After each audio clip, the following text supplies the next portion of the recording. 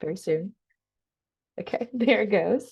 I'm going to introduce our lovely speaker. Um, so Dana Altman is an energetic and dynamic speaker, entrepreneur, author, and creator.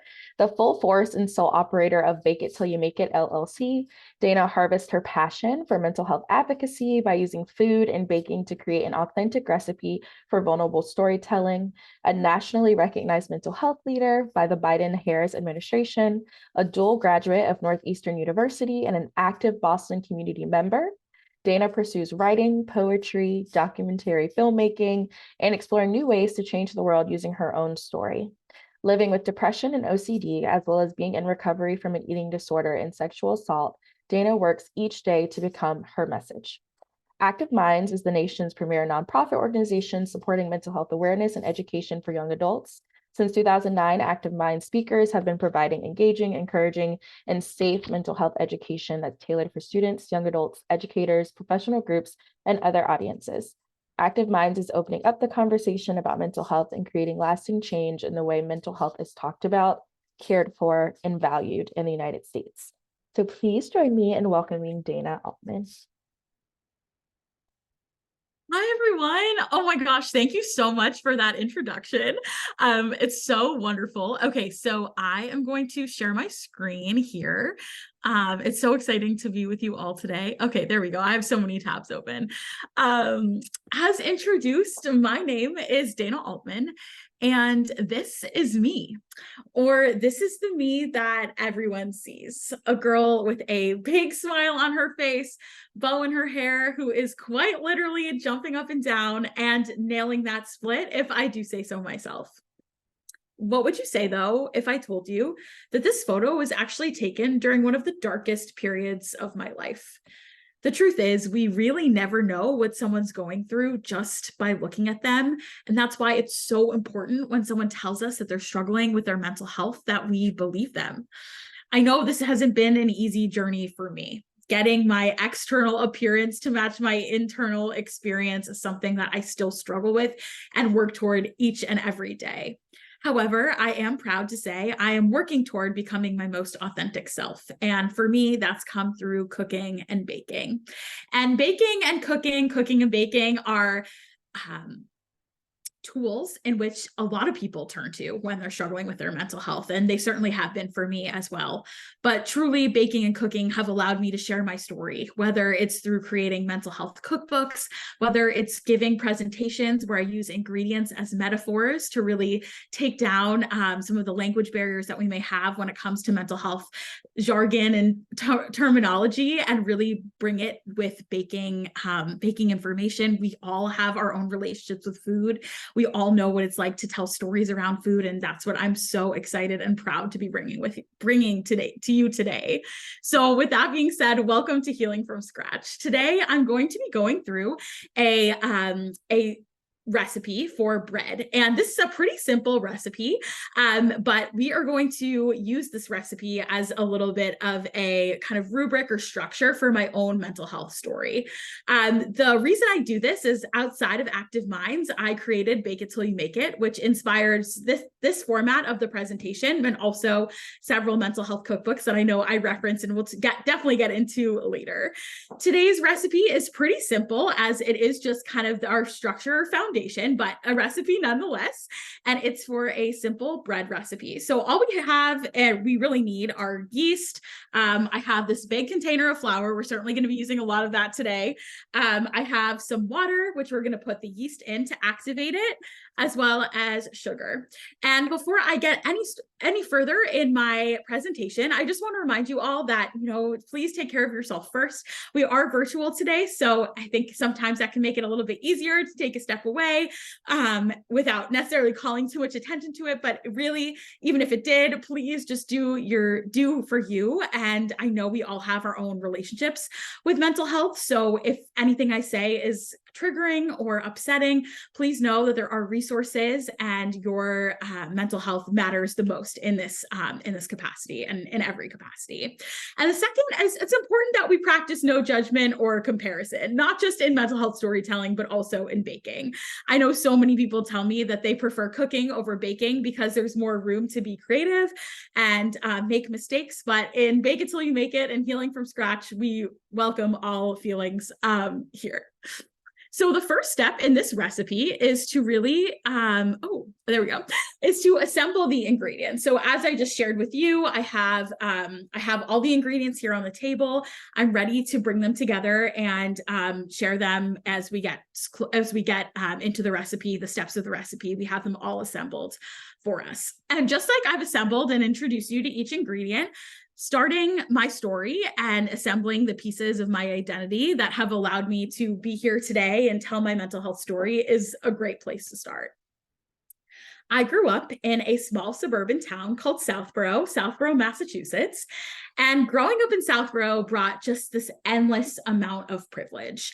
I'm so grateful to have grown up in an affluent community with resources, with every extracurricular activity you could imagine, with teachers who had the resources to go above and beyond for their students, to go to Washington, D.C. as an 8th grader. Some people went to Europe in high school. Growing up in Southborough, there really felt like everything was just at my fingertips.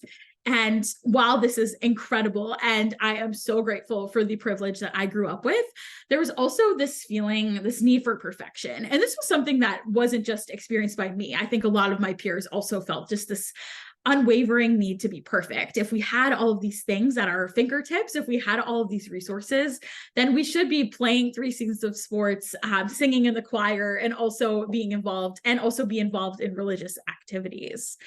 For me, though, it wasn't just about not feeling perfect or striving for perfection. It was really about feeling enough at all. And enough to me meant pretty enough. It meant smart enough. It meant someone who could fit in enough, someone who really deserved a place in the world and in their community. And to me, I never felt like I had that. I felt like I always had to work for it. And as a young person, without really the ability to articulate these feelings, I looked to many external validators to show me that I was enough.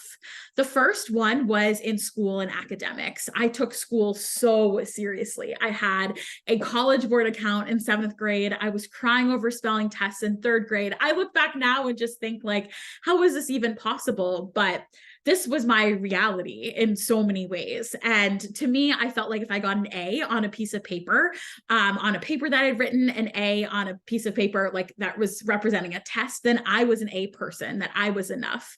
And that allowed me to feel like I could go through my life feeling proud, feeling enough, feeling a little bit okay. But this only lasted for so long. And then when I got a C or a D or an F on a paper, then what did I have? The second place I really looked for this enoughness was on stage. Acting, singing, dancing, truly the triple threat of being on stage was where I felt most alive in the world. But even here, if I didn't get a main role or I didn't fit a costume correctly, then I felt like I had nothing. And I didn't know how I could continue to move on as a person without a lead role or a solo. The last place I looked for this enoughness, and probably the hardest place that I didn't find it, was at home. I grew up with a mom and a dad and a younger sister, and my mom is in the top left corner. This photo represents our relationship in so many ways. I feel close to each member of my family, but my mom and I have always had a very close relationship. But my mom has had an eating disorder my entire life and most of hers. And growing up with her, I never saw her feeling like she was enough. I never saw her believe that her body was beautiful. I never saw her believe that her body was enough. And for me, I felt like if she didn't feel that way about herself, then I certainly couldn't give myself that permission, or she certainly didn't feel that acceptance or that love for me and my body. And we didn't really talk about this in so many words. As I said, I was pretty young and didn't really know how to articulate it the way that I do at 30 now.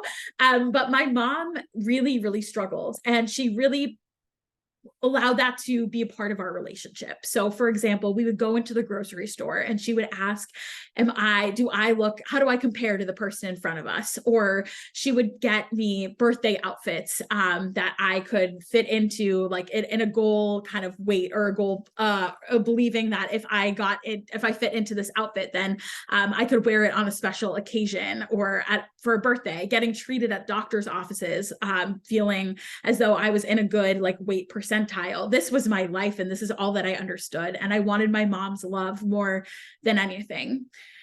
This was my life in elementary school and middle school. But then when high school came around, things really started to become a bit more amplified, as now college was entering the conversation. And growing up in Southborough and going to a high school like the high school that I went to, there was no room for not going to college, or at least that was what was told to me. Everyone in my high school graduating class, except 1 or 2 students, didn't move on to go to a 4-year college or university. And I certainly understood, not only in my family, but also in my school environment, my community, growing up in Southborough, knowing that I was going to go to college no matter what. And I really wanted to go to Boston University, or BU. I think growing up in the suburbs of Massachusetts, like going into the city, that was something that everyone wanted. It felt really special because that was something we really only got to do on the weekends, and it was very few and far between like trips into Boston. And I also really wanted to be a teacher, and my favorite teacher went to BU. So I became obsessed with going to Boston University. But I couldn't just call up the admissions office and beg them to let me in, or tell them that I was enough in all of these ways. So instead, I decided to come up with this little ritual. What I did was I sharpened 10 pencils every single night before I went to sleep. And it didn't really make sense. It didn't really, the pencils didn't really equate an admissions to BU in a lot of ways, but in my mind, I felt like if I was being prepared and I was ready and able to show up at school and do well in school, then of course I would get in. But of course, as you may imagine, one did not really affect the other, and I didn't get into BU. And Providence College became the only school that really made sense after getting rejected from Boston University. And when I was getting ready to go to Providence College, I had a feeling that I was going to bring with me all of my favorite outfits from Forever 21, all of the bows. I had a lot of hair bows. I never shared a bathroom before, so getting all my bathroom equipment and supplies and bedding from Bed Bath & Beyond, just feeling like I was bringing all of these external things with me to Providence College. But what I didn't realize I was bringing with me were these undiagnosed mental health challenges. And unfortunately, on my first day of school as a college freshman, this all started to change. And that brings us to our first actual recipe step, and that is to dissolve this yeast packet here into this cup of warm water. And it's important that if you decide to make this at home, or you're ever making bread, I just learned myself that making sure the water is warm and not too hot will allow it to activate the yeast in a way that you want for your bread. So I'm just going to pour this packet of yeast in this warm water here, and we're just going to set it aside and let it dissolve for about 10 minutes. And I love using this metaphor because this is exactly how I felt. I felt like I came to college as a person all wrapped together. And when I got to college and had my first ever panic attack on my first day of college classes, things just felt like they dissolved. I felt like I was dropped in a pool and I didn't know what to do. But I am so grateful that I had gone to an early admissions program at Providence College and met a couple of friends before classes started. And they had allowed me that friendship was such a gift to me. And I found these friends after I was having this panic attack, and they took me to the counseling center. And I think when we talk about anxiety or panic attacks, a lot of times these are words that we just kind of throw around, or maybe don't really know what they mean in complete sense. And for so many people who struggle with panic attacks or anxiety, it always, it's individual to each person. It feels different. But I love this graphic on the left side because this is how I felt. I was sweating, I was shaking, I had these heart palpitations. I felt this overwhelming need to leave my first college class, and I did. And this was a huge alarm bell still in my head because I never missed school in high school. I would go to school when I was sick. So the idea that I was leaving my first ever college class to go get help for my mental health was a huge alarm bell for me. It really made me recognize and realize, wow, there is something here. And I'm so grateful for those friends that I made because I found them and they took me directly to the counseling center. And I remember walking into the counseling center and there was a woman at the front desk and she had asked me, I had told her I wanted to make an appointment, and she had asked me if it was an emergency, because if it was an emergency, they could see me right away. But if not, I would have to wait about 3 weeks. And up until this point in my life, I just wanted to be pleasing. I just wanted to be good and enough and perfect and lovely. And in my mind, people who were enough and lovely and pleasing did not advocate for themselves. And I told her that it wasn't an emergency, when really for me, that was an emergency. I didn't know how I was going to cope for the next 3 weeks. This was all new to me. I had no idea, but I wasn't quite ready to ask for that help. I didn't know that I could. And while I can't get in a time machine and tell my younger self that it was okay, that I could advocate for myself, that was, doing that would have been incredibly brave. I can tell all of you and anyone I get to share my story with that there truly is no threshold to getting help. If you feel like you need help, if you feel like you're in an emergency situation, then it's okay to ask for that and no questions asked. That is enough. And I wish I knew that at the time, but I'm excited that I get to continue to share that and hope you recognize that if you or a friend or someone is ever in that situation, that advocating for yourself is okay and it's brave. However, for me, I wasn't there yet. And instead, I ended up seeing a psychiatrist or a mental health doctor who could prescribe medication just a few days later. And I had never been on medication before. I never thought I would be. I was very reluctant to even take Tylenol when I wasn't feeling well. So the idea I was going to be on this mental health medication was so new to me. It was so foreign. I didn't know what to do. And I think it's a very personal choice being on mental health medication or any medication at all. There's a lot of stigma. There's a lot of ways in which it makes sense for someone or it doesn't make sense for someone. But for me, I truly felt like I needed this. I needed a way to take the edge off and allow me to be in the world, allow me to participate in my life. I feel like medication for me allows me to function in a way to get help when I was ready to go to therapy. And even since going to therapy, medication allows me in a place where I can use coping skills and function. And that was exciting to be introduced to, especially as I was waiting for this therapist.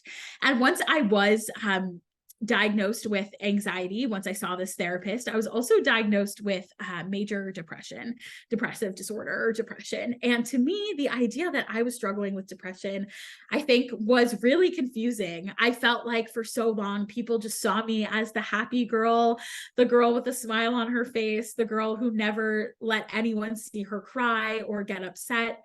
And this was a really hard way to see myself in this new light. And I think a big reason I was in so much denial was because I didn't know anyone else talking about it. Honestly, at that time in 2012, Demi Lovato was the only person talking about mental health. And I'm so grateful for Demi, but that was it. I didn't see anyone else sharing that they were struggling with their mental health or depression, where really we know that 1 in 4 college students actually suffers from some type of mental illness, usually anxiety or depression. And 75% of college students didn't seek help for their mental health issues or struggles. And so for me, that was a big reason that I think I was nervous to admit that this was something I was going through. The last thing that I was diagnosed with was an eating disorder not otherwise specified. And just like with depression, this one came as a shock to me too. I always thought that you had to look a certain way to have an eating disorder. And that is a very dangerous, I think, societal idea of something that we've kind of constructed within diet culture. This idea that we can tell if someone's struggling with food just by looking at them. And that is absolutely not the case. And at that point, that's what I thought. I was like, I know what someone who has an eating disorder looks like, and I am not that. So this is not right. And I think that it's so important to me to to share that you never know, just like you never know what someone's going through with their mental health and depression, but you also never know what someone's relationship is like with food just by looking at them.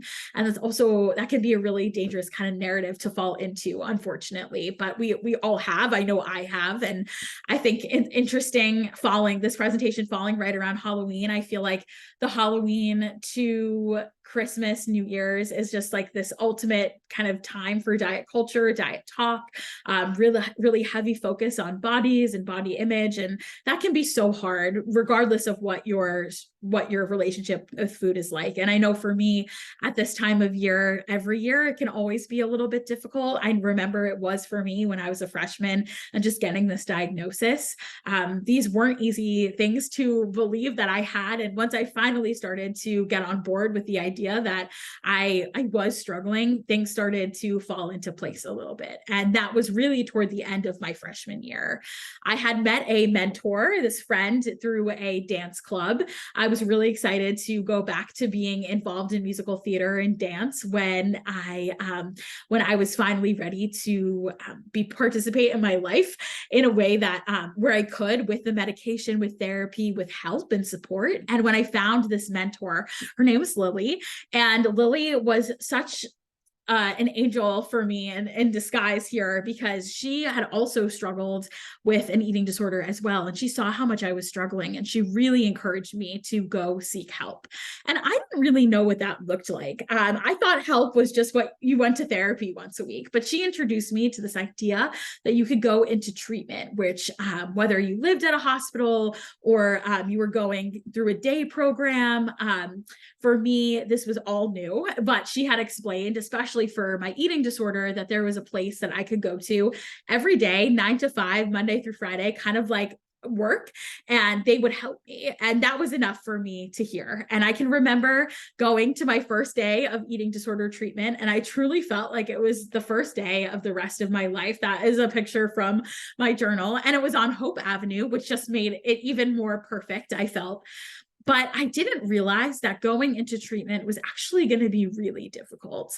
And I know that may sound silly, or at least to me it does now, knowing what treatment is like. But for me, I wasn't ready. I wasn't ready to really ask myself difficult questions. I wasn't ready to think about the relationship that I have with my mom and my family.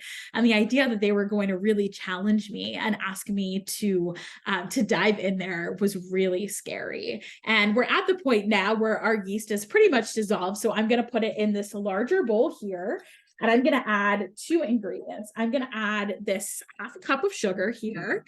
And this really represents what happened after I went into that eating disorder program. And that was, I found a new therapist named Kathy. And Kathy gets this half a cup of sugar, as she truly felt like the sweetener that I needed at this point in my life. Kathy was just the coolest person in the world. She always had a different vinyl on display. She always encouraged me to put my feet up, and she sat with me in my pain. She always brought me a Diet Coke with ice, and I truly felt heard and supported by her in this way. And Kathy saw me so much and saw me better than I think, or I let her see me in a way that I didn't let anyone else see me, that she really encouraged me to try again, that there was other places I could seek help. And one of those places was at this place called McLean Hospital, which happens to be in my home state of Massachusetts. And McLean Hospital is a huge hospital network with a ton of different resources and treatment centers. And she decided that because I was really struggling still, and now additionally starting to tell her that I was struggling with suicidal thoughts in addition to the depression, she felt that I should go to this place called East House at McLean.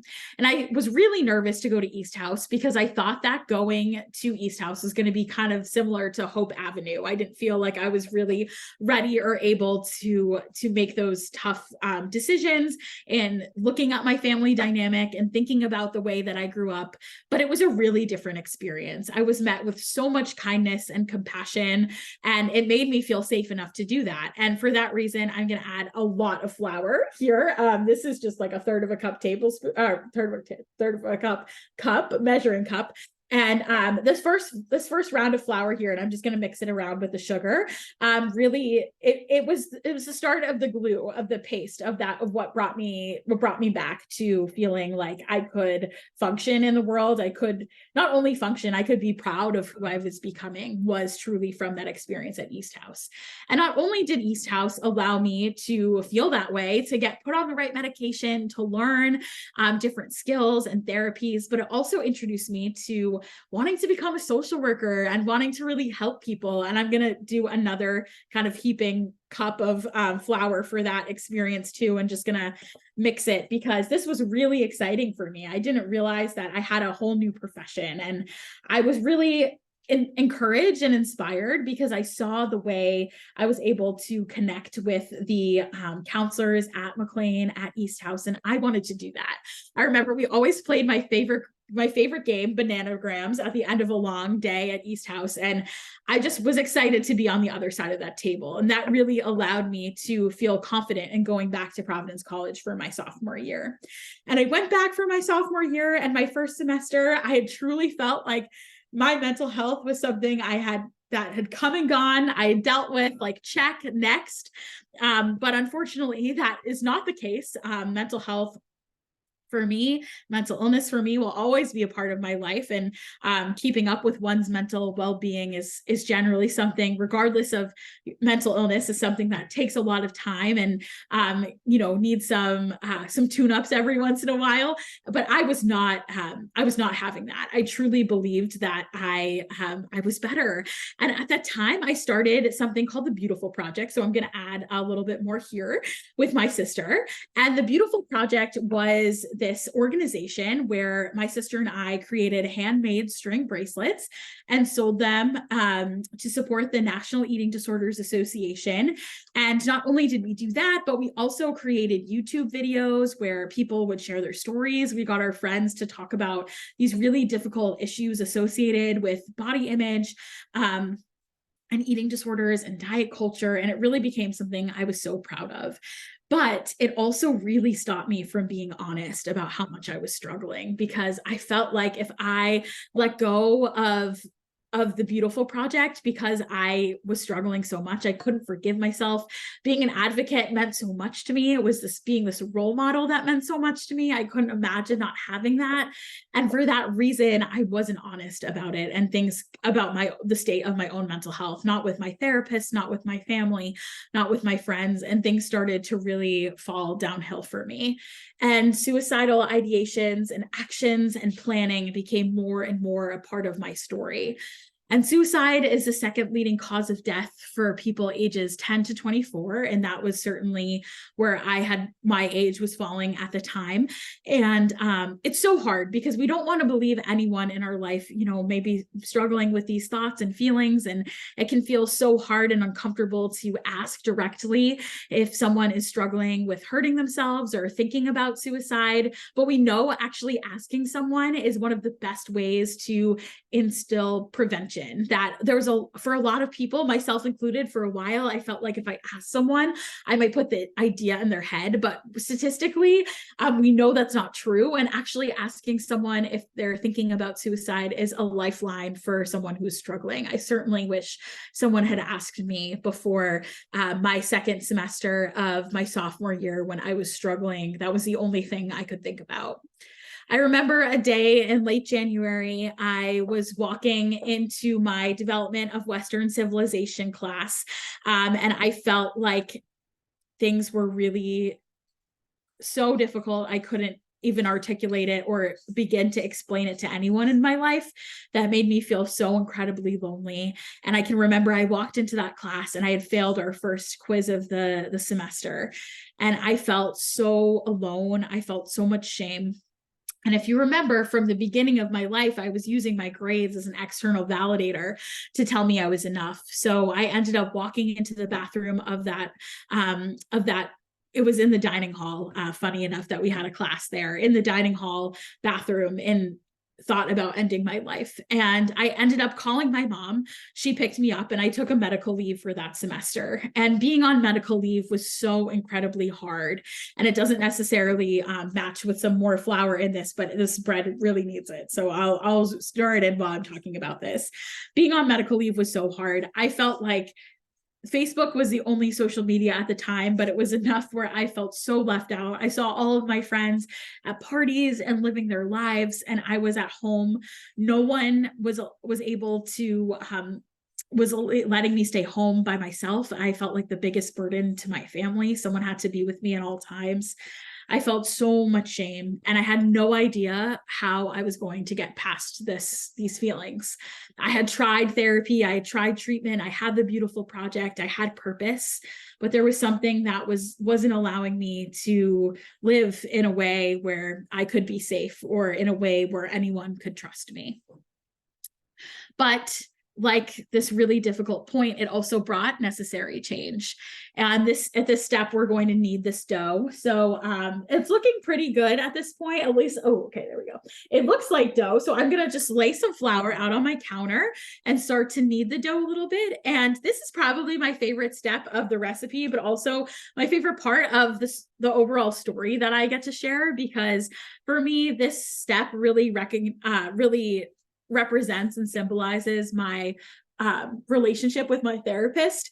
And this came out of going into the Hill Center, which was also a program at McLean. So I was on medical leave, waiting to get off the wait list at this program called the Hill Center, which was just for women who were struggling with suicidal thoughts and ideations and depression. And I can remember just begging for them to let me in, and waiting for my life to change. And it finally did at the end of March. And it wasn't just about the program, about what I was learning. It was really about the therapist that I met inside the program. So her name is Dina, and therapy with Dina changed me. So while I was in this program, she was managing my case. She was my therapist while I was there. So for about a month. But Dina was different. As much as I loved so many therapists that I've seen, Dina really heard and understood me. I think that Dina was also very maternal for me, and I love my mom more than anything, but she definitely had showed up to motherhood with some of her own limitations, giving her own eating disorder. And Dina didn't have that. She didn't show up with that for me. And instead, she showed up for me in a lot of other maternal ways. And I feel so grateful and close to her for that. She also showed me that I already had all of the answers inside myself. And I laughed because I had no idea. I had thought that you sat in therapy just to learn and hear about the ways in which the therapist can help you and change you. But for my relationship with Dina, she showed me that I already had all of the power inside. I already knew all the answers, and she wasn't going to give them to me. She was going to guide me and help me find that. And I'm so incredibly grateful that she did, because it really changed my life forever. And at the end of my time at the Hill Center, I started to feel like I was really working what I needed to, just like this dough right now is looking pretty good. I'm going to keep kneading it a little bit. But at the end of my time at the Hill Center, I told Dina I didn't think I wanted to go back to Providence College. And not because I didn't love my friends or I wasn't grateful for the time that I had there, but because I felt like I could never walk back onto that campus or back into that college bathroom and ever feel different, or ever feel like I was moving forward in my mental health treatment. So I ended up being able to apply to Northeastern University as a transfer student. And Northeastern truly fit like a glove for me. I can remember when I got to Providence College as a freshman, I had applied to be in all of these different clubs, and I got rejected from all of them. And when I showed up to Northeastern and I started applying, things just started to click. And that felt like the ultimate kind of idea and symbol that maybe this was the place for me. And I loved being a part of the human services program, knowing that I was working toward McLean. Working at McLean Hospital, I made this little sign that said McLean out of construction paper, just to remind me what I was working toward. I joined clubs. I ran for homecoming queen. Things were really changing for me. I was able to talk about the beautiful project, which was so meaningful, and things felt normal. One of the reasons I loved Northeastern so much was because I thought that going to a school or university where the norm was to graduate in 5 years was going to be really helpful. I had taken that semester off. I couldn't imagine not graduating with my class. So the idea that I was going to kind of be in a college where people are graduating at different paces felt good to me. So with that, my 4th year of college, I decided that I wanted to study abroad. And things felt so normal. I felt like I was able to go abroad. I didn't think I could go abroad for maybe 6 months, like some of my peers. But for me, I decided that I wanted to go on Birthright. And Birthright is the opportunity for people who are Jewish to go abroad to Israel for 10 days. And this was really important to me because of my grandpa, Michael, who is in the picture next to me on the left. And my grandpa, Michael, who's really my great grandfather, it was so important to him that I got in touch with my Jewish roots and understood what it meant to be Jewish. And that was everything, all I needed to hear, and everything that made me feel ready to go. But unfortunately, while I was traveling, I was sexually assaulted by one of my other peer participants. And if there was a moment to toss this on the ground, stomp on it, and just start over, that is what it felt. I felt like I was finally kind of coming to some shape or formation. But after this experience, I didn't know what to do. All of what I just worked for, I felt like I no longer had, and I wasn't sure how I was going to ever continue my mental health journey when this was now a part of it. It's been 10 years basically now, and it's still in some ways is a part of my life.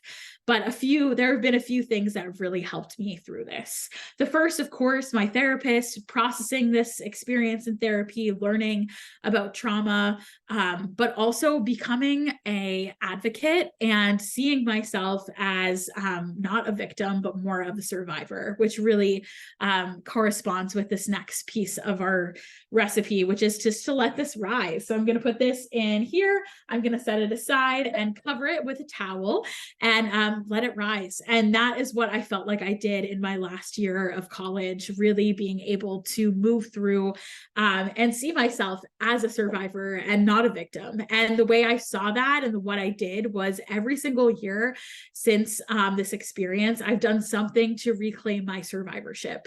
It's been big, it's been small. I created a fashion show at Northeastern University to support rape crisis shelters and domestic violence shelters. I did a dance music video, like my little Beyonce moment here.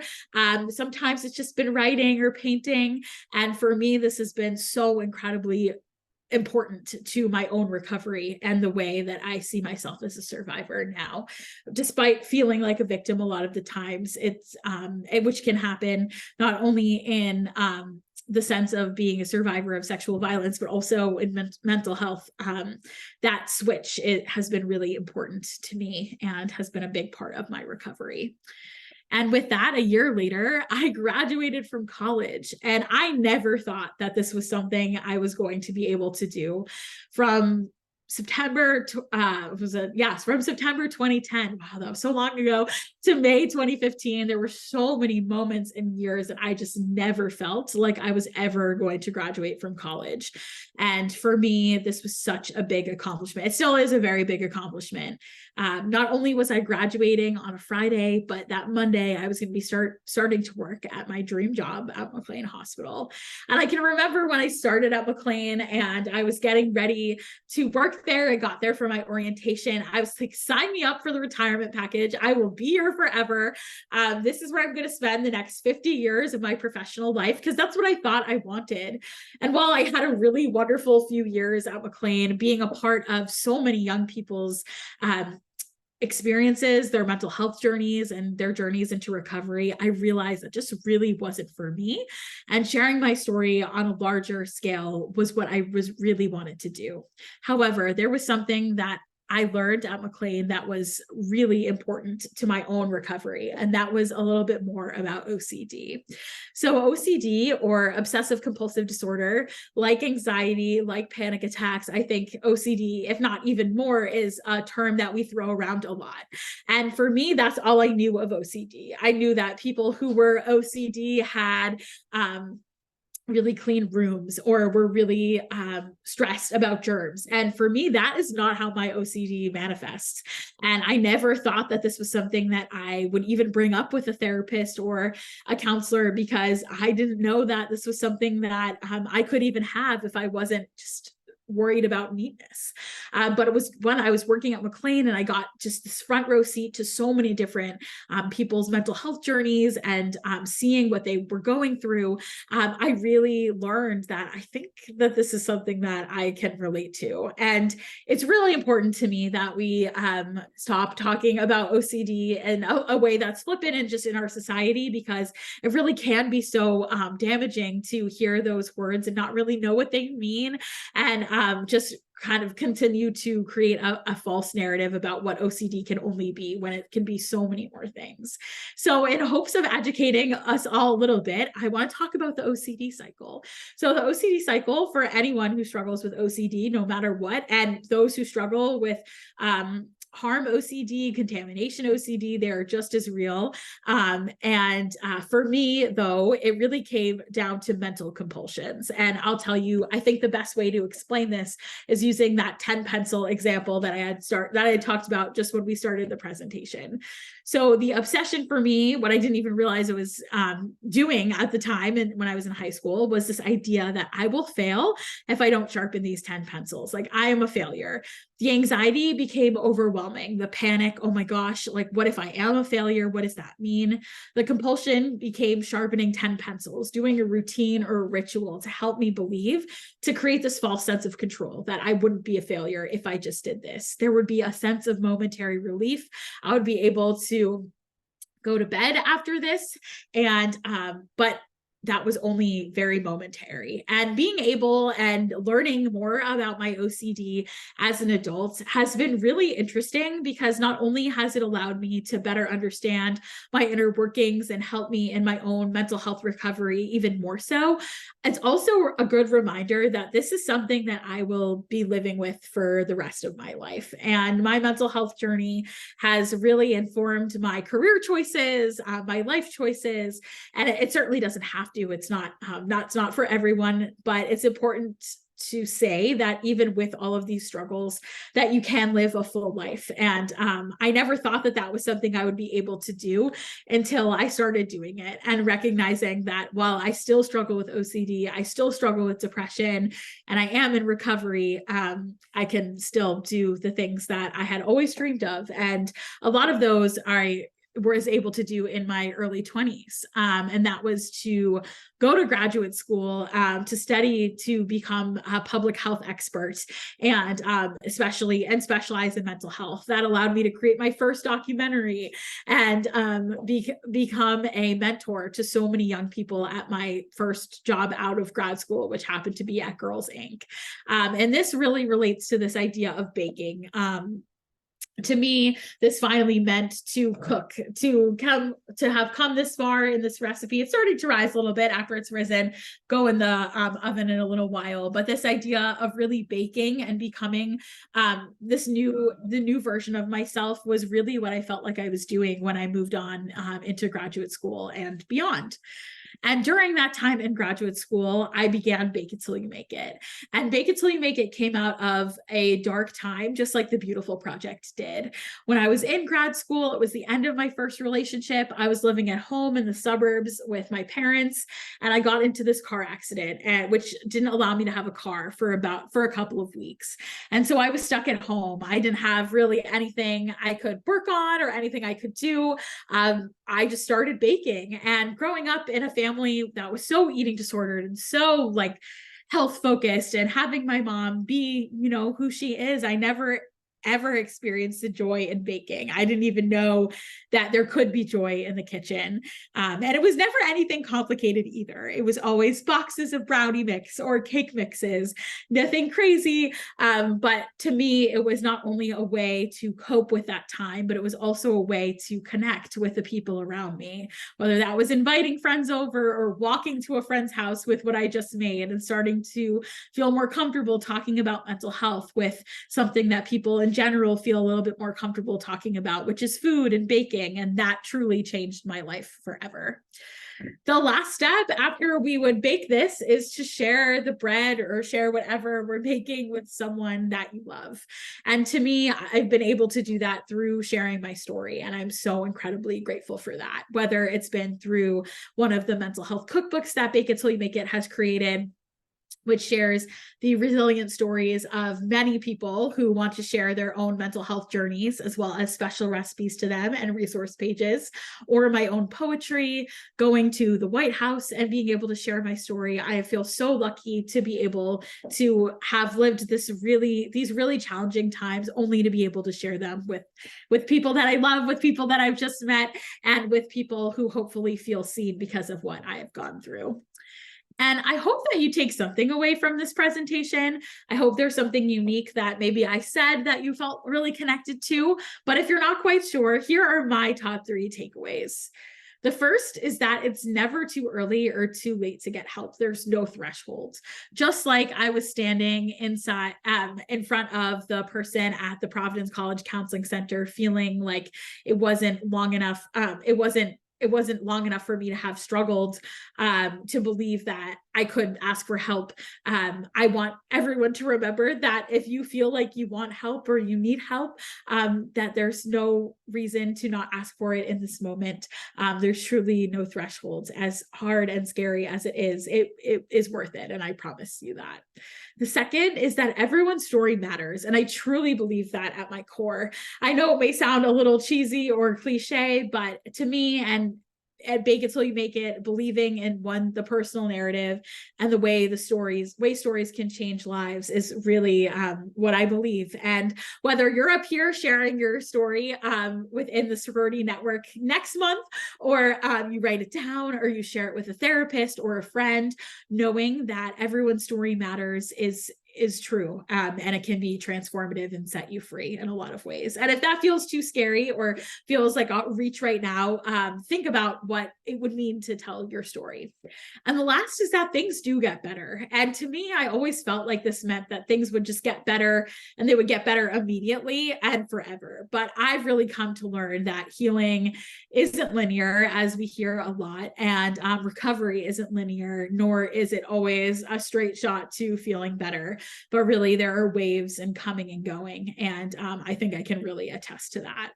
And then the last thing that I want to share is just a few resources. So I just have to switch presentations. 1 second.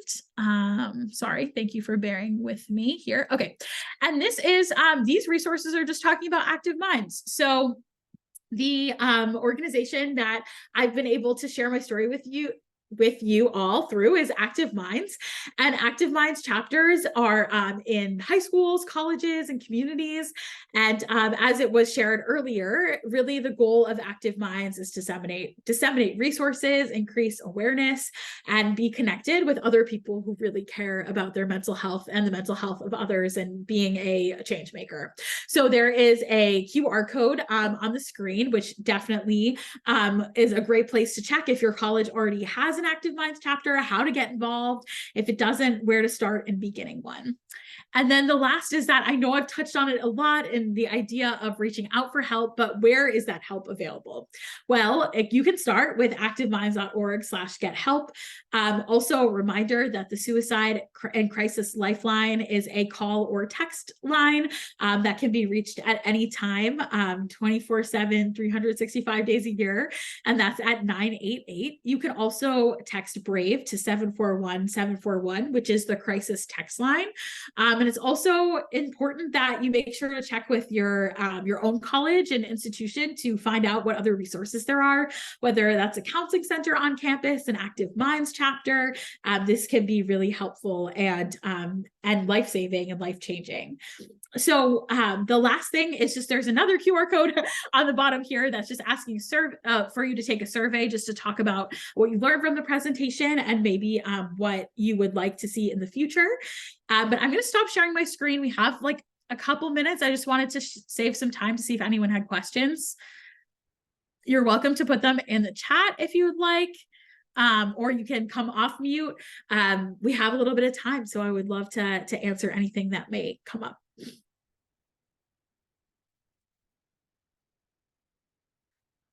And if not, I can talk about some questions that I get a lot, but I'll give it a minute.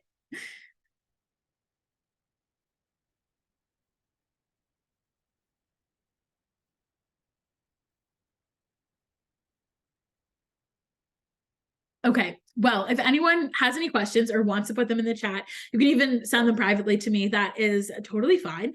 But two questions that I get a lot are how to help a friend. I know I talk a lot about the friends that I had in my story and how much they helped me. And I would say just knowing the resources and being able to recognize and understand what some of the warning signs are if someone's struggling, recognizing any changes in behavior, and just being a friend. You know, there are so many mental health resources and professionals. There's only one you, and there's only one, one you friend, one way you could be a friend to this person. And so you don't have to take over as like a crisis manager or counselor. Just being a friend is plenty. Did you have a question? No, okay. Wonderful to see your face. I just wanted to make sure. Okay, and then the second question is just how to get more involved and I know that we're all in different colleges and universities, but I think that it seems like maybe a great place to start was with not only within your own schools, but also within your own chapters. I know mental health is really important. I'm not sure if there's other maybe like events or things coming up regarding mental health, but I'm sure that there's so many great resources within your sorority as well. So just throwing that out there. So with that, I'm happy to give you like a couple minutes back of your evening if you would like. I'll stick around for the next four to 5 minutes or longer if you have any individual questions or want to connect. I also will put my email in the chat. So if you would like to connect with me, I'm always available via email and also like on social media.